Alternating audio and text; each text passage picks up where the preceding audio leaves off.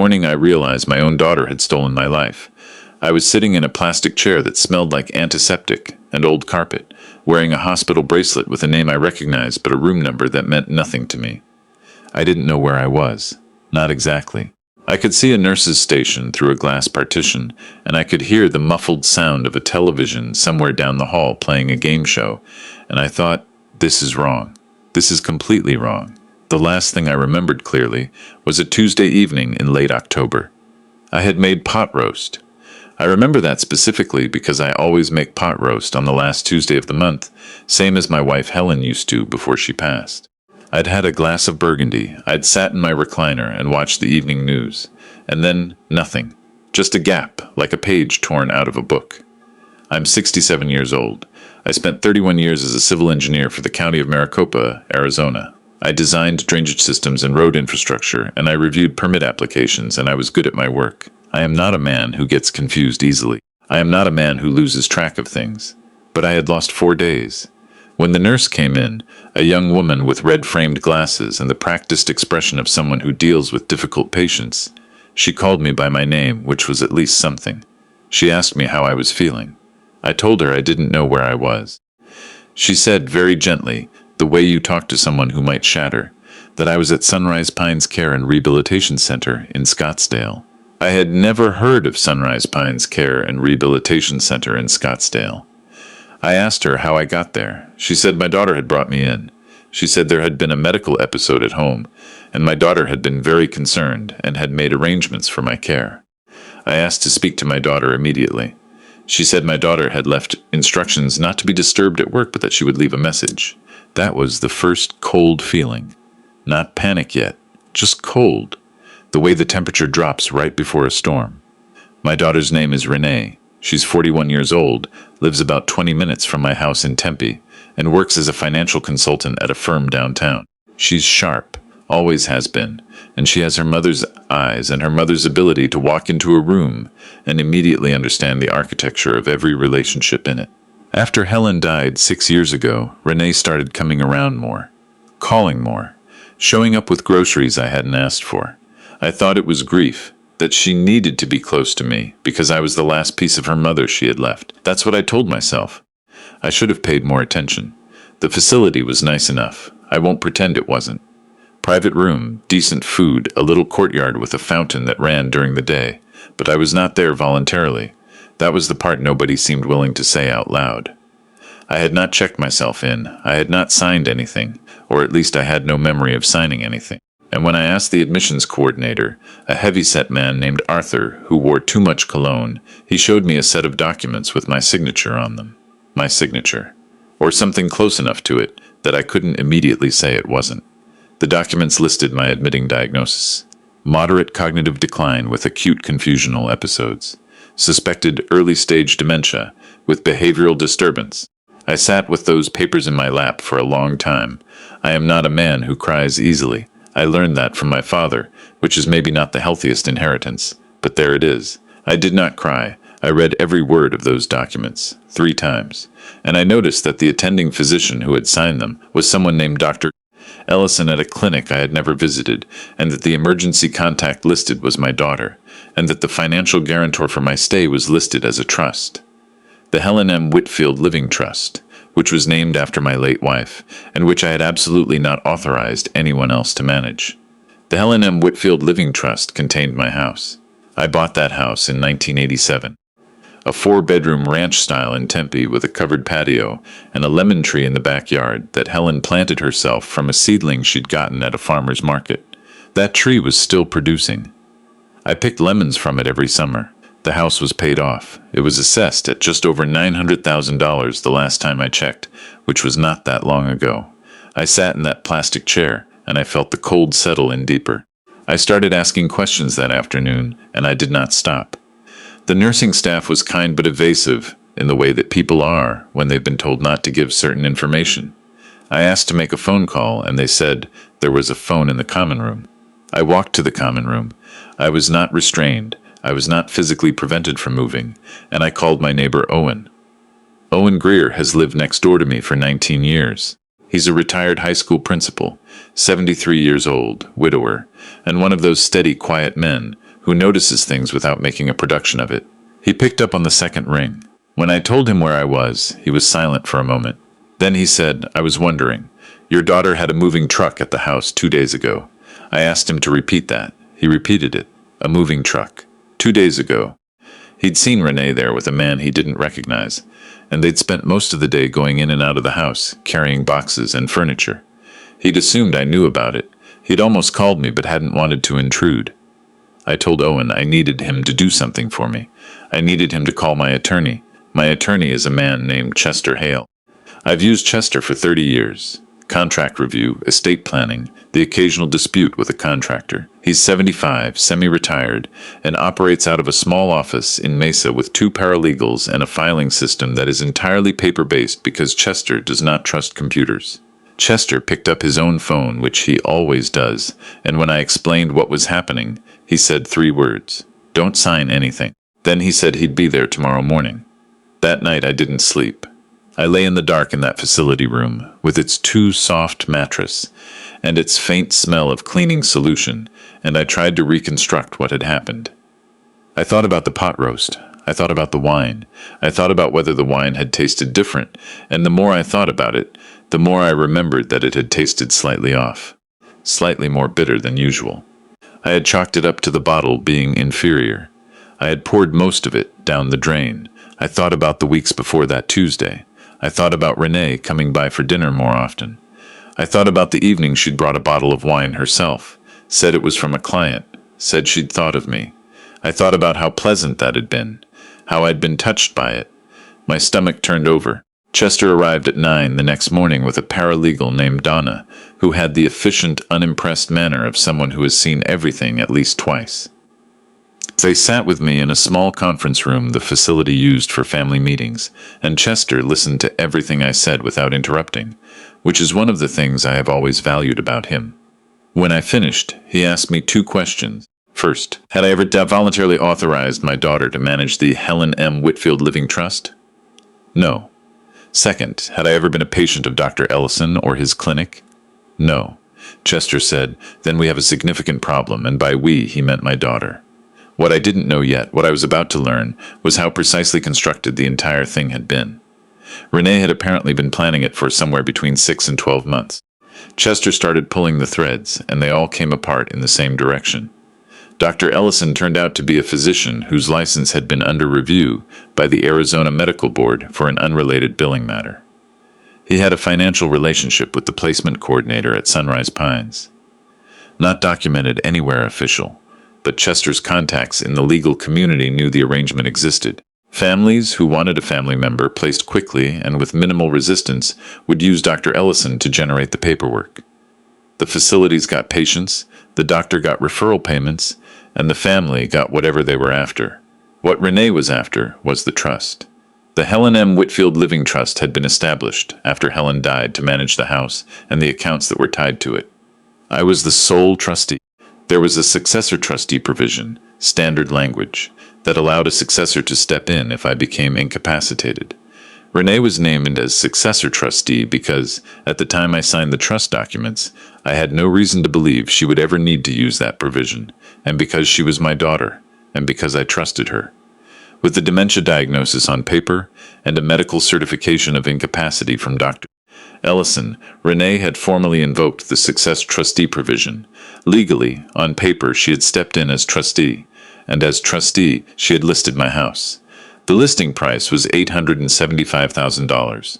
The house sold in 9 days. She had accepted an offer of $830,000 from a couple relocating from California.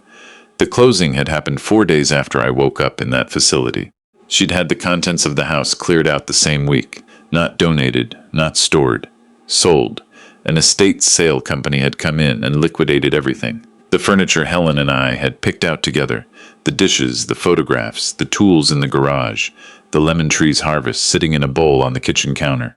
When Chester told me the lemon tree detail, or rather, when I imagined it, that was the moment I came closest to not holding myself together. But I did hold together, because I had work to do. Chester filed an emergency motion in Maricopa County Superior Court to contest the validity of the incapacity determination. The argument was straightforward. The certifying physician had a financial conflict of interest. The diagnosis had been made without any neurological testing or cognitive evaluation that met the standard of care. And the patient, meaning me, had not been given the opportunity to contest the determination before the trustee transfer was enacted. The court moved faster than I expected. Chester told me that judges in Arizona had been taking elder financial abuse cases more seriously in recent years, and the facts here were not subtle. I was also not idle. From the common room phone, and later from a cell phone Owen brought me, I began documenting everything I could remember about the wine, about the evenings Renee had brought food over, about the timeline. I requested my own medical evaluation, a full neurological workup at a clinic of my choosing, which I was entitled to request and which the facility could not legally refuse. The evaluation took 2 days and the results were unambiguous. My cognitive function was entirely within the normal range for a man of my age. There were no markers for dementia.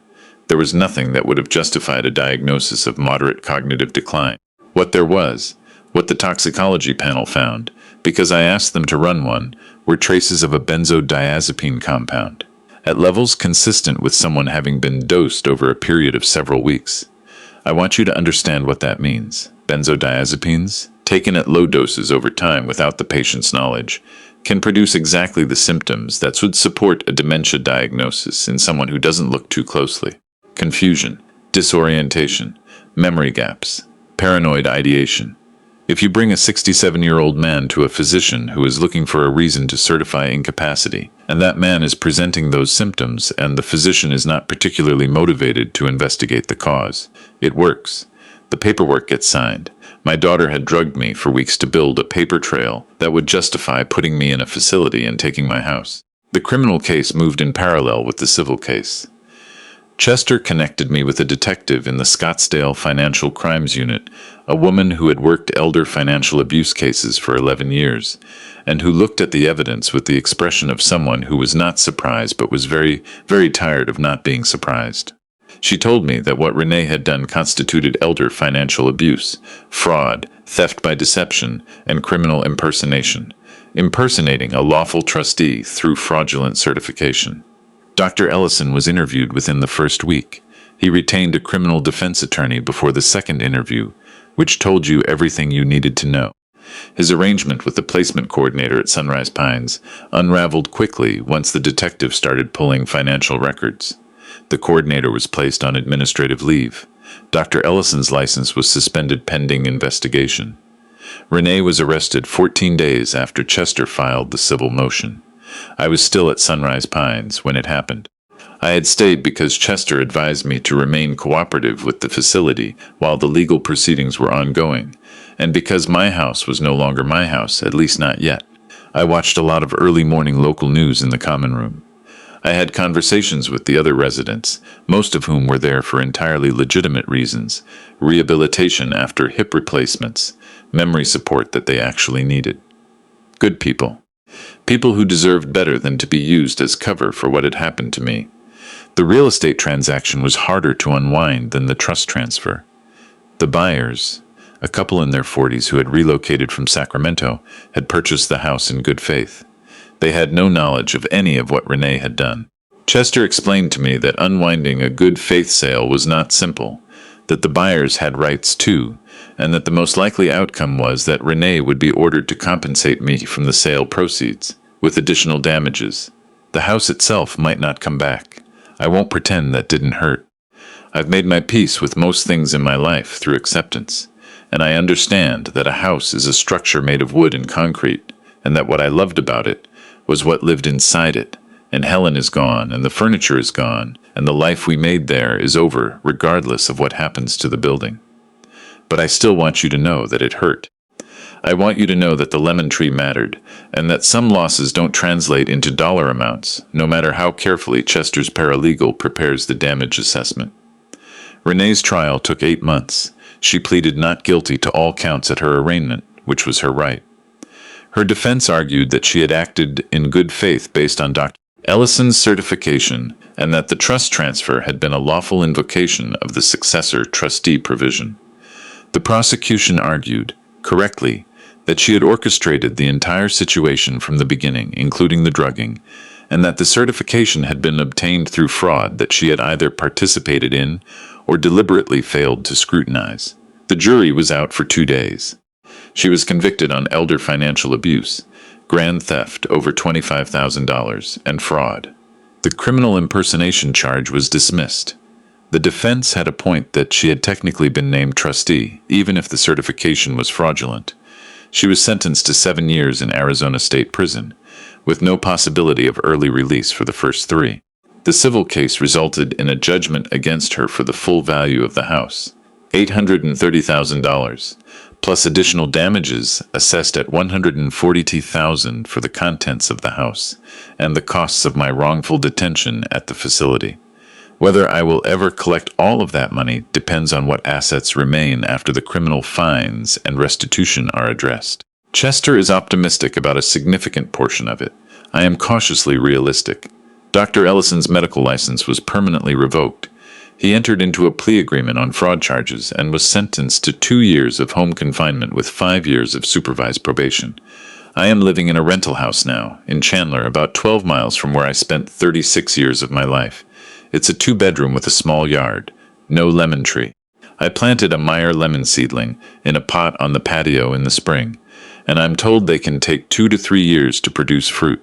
I'm 67 years old, and I have every intention of being here to see it. There are things I want people to take away from this, especially if you're someone who is getting older or someone who has parents getting older, because this is not as rare as you would like to believe. The documents that enabled everything that happened to me were real documents with real legal language and a real physician's signature. The trust provision was standard boilerplate that thousands of estate attorneys use every day. Nothing about any of it was unusual until someone decided to use it as a weapon. Here is what I know now that I didn't know then. A medical certification of incapacity should not come from a physician with whom your family member has any financial relationship. You are entitled to an independent neurological evaluation before any legal incapacity determination is finalized. If you have a living trust with a successor trustee provision, your attorney should build in a requirement for multiple independent certifications before that provision can be triggered, not one. And if someone you love and trust starts bringing you food and wine more often than usual, and if you start feeling foggy in ways you don't quite understand, please get a toxicology test. It sounds extreme. I know it sounds extreme. It shouldn't have to be necessary. But here's the thing about necessary. You don't know what's necessary until you're sitting in a plastic chair that smells like antiseptic, wearing a bracelet with your name on it, looking at documents that say you are no longer capable of managing your own life. And by then, the necessary things should have happened a long time ago. I'm not sure I'll ever fully understand what Renee thought she was doing. I've had 8 months of legal proceedings and a lot of quiet evenings to think about it, and I don't have a satisfying answer. Greed is part of it, obviously. But greed alone doesn't explain the planning, the patience, the months of calculated warmth and fabricated concern. Something else was operating in her that I don't have the training to name and no longer have the desire to excavate. She is my daughter. I don't know how to stop that from being true, and I don't know what to do with it. I haven't found a way to feel nothing, which would be easier, and I haven't found a way to feel something that makes sense, which would be more honest. I feel both too much and not enough, depending on the day. What I do know is that I am still here. I am still thinking clearly. The toxicology is clean, has been clean since 6 weeks after I left Sunrise Pines, and the cognitive testing confirms it. I am still capable of making my own decisions, living my own life, tending my own lemon seedling. I am still the one telling this story, and as long as that's true, I'm not interested in letting anyone else decide how it ends.